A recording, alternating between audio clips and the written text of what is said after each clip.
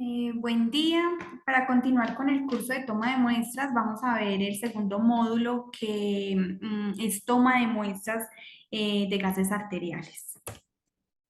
Bueno, en sí el conocimiento de la adecuada técnica para la toma de muestras mediante la punción arterial es indispensable para la práctica médica de primer contacto, ya que aquí pues la información es muy importante de esos valores de intercambio gaseoso en la ventilación y su equilibrio de ácido-base, ¿sí? Entonces, esta información, especialmente en las unidades en UCI o en quirófanos, es bastante importante y tiene que ser en tiempo real para actuar con prontitud, dependiendo pues de la situación en la que se encuentre el paciente. Entonces es de vital importancia que el médico conozca las condiciones óptimas para la conservación y traslado de las muestras de sangre arterial para de esta manera obtener un diagnóstico fiable.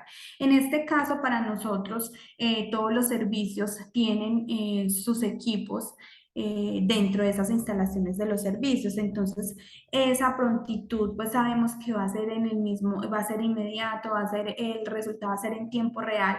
No vamos a esperar tiempo que el laboratorio lo procese, que esté centralizado y que los procesen, porque este tipo de equipos pues los vamos a encontrar en cada servicio y eso es importante pues tenerlo allí. Bueno, la gasometría arterial se utiliza para evaluar en sí la oxigenación del paciente y el estado ácido-base, ¿cierto? El origen de las anormalidades del equilibrio ácido-base y para estimar la capacidad del cuerpo para regular el pH. Esa es otra información importante. Bueno, en sí las gasometrías arteriales, pues la mayoría son invasivas, entonces requieren también de esa toma de muestras de sangre y nos proporcionan información en un momento específico, ¿cierto?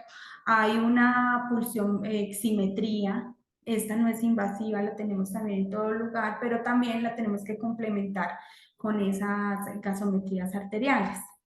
Entonces es importante tener establecido ese protocolo, ese procedimiento de toma de gases arteriales, que en su momento pues es demasiado importante para estos servicios.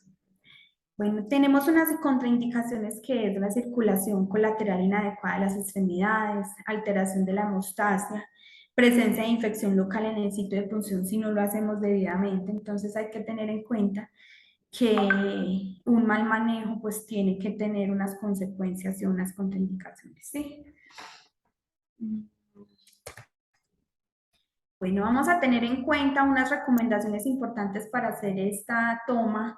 Es verificar si el paciente está recibiendo tratamiento anticoagulante. Esto es muy importante para saber porque muchas veces las, las, la, las arterias no taponan tan fácilmente, entonces, y si más si el pacientico es anticoagulado, entonces debemos verificar esto para poder tener presente que hay que hacerle una presión prolongada al paciente después del procedimiento.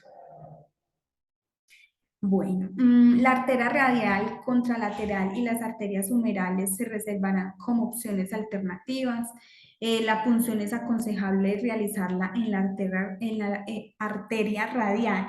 Esta punción es aconsejable cuando es un paciente de pronto ambulatorio, un paciente adulto, que lo podamos hacer de esta manera, pero ya pacientes de pronto hospitalizados o o con estancias, ya estas arterias ya podrían cambiar, ¿cierto? Entonces no lo vamos a hacer de estos sitios, sino realmente de donde ya considere pues el profesional en su momento, dependiendo de la condición del paciente. La arteria femoral solo debe ser puncionada de forma excepcional, obtener información sobre si el paciente es portador de oxígeno y otros parámetros de ventilación mecánica en temperatura, también es importante tenerlo en cuenta. Bueno, no funcionen las arterias de extremidades paréticas para accidentes cerebrovasculares o con mastectomía. Son recomendaciones de qué arteria elegir, ¿cierto? Bueno, entonces aquí tenemos una imagen en sí de las más recomendadas. La arteria radial a nivel del túnel carpiano, pues sería la primera opción, es como yo les digo, generalmente la usamos cuando son pacientes ambulatorios o pacientes adultos, lo podemos hacer de este lugar y es lo más recomendado. Eh, en segundo lugar tenemos la arteria braquial en fosa anticubital y esta tiene más riesgo de punción de vena y nervio. Muchas veces nos ha sucedido que funcionamos, creemos que es una arteria, pero realmente lo que estamos funcionando es una vena, entonces hay que tener un cuidado o en la técnica para realmente extraer la arteria o la vena, perdón, o la sangre arterial que necesitamos analizar. La arteria femoral en zona inguinal se utilizará si no hay otra opción en parada cardíaca, shock, sin pulsos periféricos. Entonces, la elección en sí de la arteria ya es en su momento, dependiendo de la condición del paciente y del profesionalismo pues, de cada colaborador, ¿cierto? Ya esa persona que está haciendo este proceder ya elige en sí cuál arteria es la que debe hacer en su momento. Bueno, hay unas complicaciones que se nos pueden presentar, hematoma, ¿cierto? Por compresión insuficiente en el punto de punción, reacción vasovagal debido al dolor, un dolor local, una lesión del nervio adyacente, una isquemia distal por un espasmo arterial, una trombosis, pues, por excesivo traumatismo arterial. Mezcla, eso es importantísimo, la mezcla de aire con la sangre, ¿cierto? Al aspirar es causa que nos entre aire a través de las conexiones de la jeringa y de la aguja. Mezcla de sangre venosa, también es posible que no funcionemos la arteria, sino también la vena, entonces se nos pueda mezclar. Bueno, en sí el procedimiento de la toma de sangre arterial es un procedimiento netamente para las terapeutas respiratorias o los enfermeros, enfermeras jefes, ¿cierto? Este personal es el encargado o el idóneo para hacer la toma de esta sangre arterial. Entonces, la enfermera debe hacer todo el protocolo o el terapeuta respiratorio, si es del caso, hacer todo el protocolo, la técnica, pues, para tomar estos gases arteriales. Entonces vamos a lo mismo, vamos a usar los elementos de protección personal, el lavado de manos, tener muy presente la identificación del paciente, toda la información, ¿cierto? Vamos a tener presente también antes de la técnica que vamos a utilizar, eh, qué arteria vamos a usar o qué arteria vamos a escoger en ese pacientico, anotar la información de los pacientes, por ejemplo, si tienen o no trastornos de coagulación, si tienen uso de oxígeno, qué temperatura es la que en ese momento está cursando el paciente, acomodar el paciente o ponerlo en una posición cómoda, segura y adecuada. Entonces, vamos a higienizar las manos, calzarnos los guantes, obviamente usar guantes que sean cómodos, que sean a nuestra medida, que no nos queden grandes porque vamos a evitar pues de pronto un accidente laboral. Vamos a seleccionar la arteria adecuada, la humeral, femoral o radial, aplicar el antiséptico en la zona de punción. Si vamos a utilizar estos isopañitos, ¿cierto? Clorixina, si es del caso al 2%, bueno, ya miramos nosotros en nuestra técnica que vamos a utilizar. No es recomendado utilizar alcohol al 70, o si no hacerlo pues y que se evapore ese alcohol, ¿cierto? Dejarlo secar bastante. Palpar, localizar y fijar pues con el dedo índice y medio ligeramente separados la arteria puncional. Lo que vamos a hacer es bien palpar esta arteria, la que vamos a puncionar. Y vamos a sujetar la jeringa, introducirla lentamente la aguja con el bisel hacia arriba, mirando pues el impulso, sintiendo el impulso de la arteria, ¿cierto? Eso es un llenado que se hace prácticamente solo, sin necesidad de nosotros hacer presión al émbolo, sino que simplemente por la misma presión eh, se va llenando solo en la jeringa. Pues haciéndolo pues de esta manera, ¿cierto? Bueno, entonces vamos a dejar que fluya la sangre.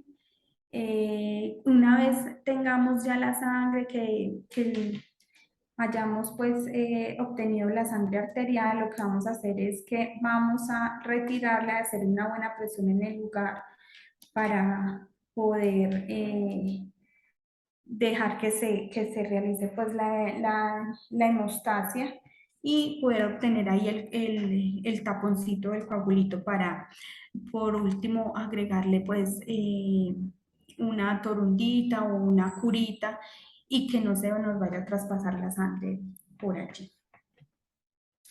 Bueno, vamos a rotular muy bien esa muestra, la vamos a pasar a la persona indicada o si esa misma jefe de enfermería o terapeuta respiratoria debe pasar los gases. Una vez obtenga la muestra y deje preparado al paciente, estos los pueden poner mientras los están pasando al equipo, dejarlos en una pilita de hielo, ¿sí? No superar 20 minutos el paso de la muestra, no puede superar porque ya no vamos a encontrar realmente los valores eh, que necesitamos. Vamos a eliminar todas burbujas que hubieran quedado al interior de la muestra y ya proceder al paso en el equipo. Entonces es importante que esa toma sea casi inmediata con el procesamiento, el paso pues en el equipo, ¿sí? Tener en cuenta estas recomendaciones. No puede superar los 20 minutos del procesamiento sin dejarlo en una pilita, pues que el frío lo que hace es retardar este consumo o la pérdida de oxígeno, especialmente en la muestra. Bueno, eso es todo. Este procedimiento pues es sencillo. Este procedimiento es más que todo para las enfermeras, los jefes de enfermería y para los terapeutas respiratorios. Si de pronto tienen alguna duda, como les digo, en su momento,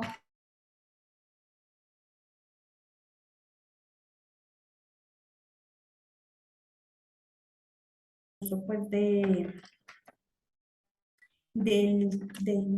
procedimiento o de la parte práctica.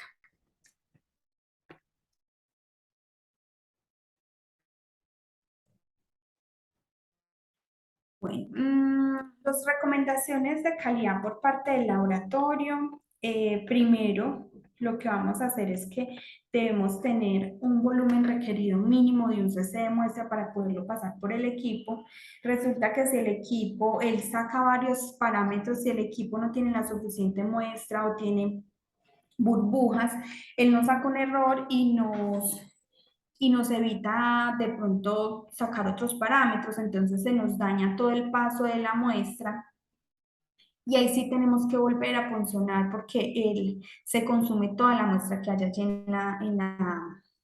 en esta jeringuita. Entonces es importante que mínimo tengamos un cc de muestra en la jeringa y sin burbujas. Todos los días debemos hacer el control de calidad, el manejo de estos equipos es de cada servicio diferente al laboratorio, pero vamos a tener unos líderes donde le pasan las muestras a los equipos, son las enfermeras, los enfermeros perdón, los jefes de enfermería y los terapeutas respiratorios. Ellos van a hacer el manejo del equipo, de la toma de muestras, entonces, por favor, pasar el control de calidad, que sea una comunicación. Acertada con el laboratorio para poder ir haciendo los respectivos controles de calidad y asegurar que lo que yo estoy pasando y el resultado que me está arrojando ese equipo es confiable. Procesar inmediatamente si es necesario esperar, se debe tener una pila directa con hielo, con la muestra y no superar o esperar más de 30 minutos. Esta muestra se nos daña si la dejamos más de 30 minutos. Realmente tenemos que si vamos a hacer el procedimiento, dejar la muestra y no superar ni 20 minutos en procesarla para poder asegurar que ese resultado es totalmente confiable. Si la jeringa no está heparinizada, se debe impregnar en las paredes. Las jeringas pueden venir ya con heparina preparada, que sean para gases arteriales, simplemente funcionamos y ya, ¿cierto? Verificamos que tenga esta heparina por todas las paredes de la jeringa, pero muchas veces no vamos a tener las heparinas ya listas con, perdón, las jeringas ya listas con heparina y lo tenemos que hacer nosotros, entonces impregnar estas jeringas, toda la pared con heparinas, si no tenemos el instrumento solicitarlo al laboratorio o si el laboratorio tiene ya las jeringas con heparina, pues darlas, pero es importante tenerlo en cuenta. Si llegado el caso no tenemos las jeringas ya con heparina, pues las debemos preparar. Usar siempre los elementos de protección personal, esto el cuidado pues tanto del paciente como del colaborador, hacerlo siempre con todos los elementos, tal cual como está el manual de bioseguridad para el manejo de muestras biológicas. Utilizar siempre los tapones combi para evitar el derrame. Estos taponcitos los podemos solicitar al laboratorio, son unos taponcitos pequeños ideales para estas jeringas. ¿Por qué? Porque en el momento en que si yo no lo voy a pasar el equipo está calibrando, el equipo de pronto se está controlando y en ese momento la muestra me quedó tomada, entonces dejarla expuesta al aire es contaminarla o dañarle más rápidamente los valores de todo el oxígeno. Entonces es importante utilizar estos taponcitos para si vamos a dejar la muestra pues en la pilita los 15-20 minutos mientras la procesamos.